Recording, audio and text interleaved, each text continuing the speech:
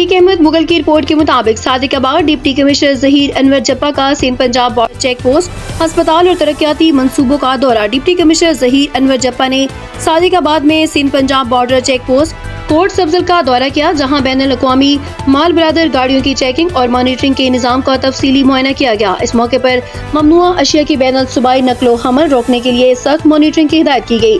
उन्होंने कहा कि जिला के तमाम बैनुल सूबाई चेक पोस्टों को सिटी कैमरों के जरिए भी मॉनिटर किया जा रहा है और किसी भी ममनुआ अशिया की नकलो हमल पर मुकम्मल पाबंदी है। बाद डिप्टी कमिश्नर ने तहसील हेडक्वार्टर अस्पताल सादिकाबाद का दौरा किया और टीबी सहूलियात का जायजा लिया। मरीजों को मेयारी इलाज और अद्वियात की बरवक्त फराहमी यकीनी बनाने, सेहत आमा की सहूलियात में किसी भी किस्म की गफलत बर्दाश्त न करने और सेहत को मेयारी सहूलियात मरीजों तक बराह रास्त पहुँचाने की हिदायत की गई। डिप्टी कमिश्नर ने सादिकाबाद में ज़ेरे तामीर मॉडल बाजार की तामीराती कामों का भी मुआयना किया और तरक्याती मंसूबे मुकर्ररा मुद्दत और म्यार के मुताबिक मुकम्मल करने की भी हिदायत की।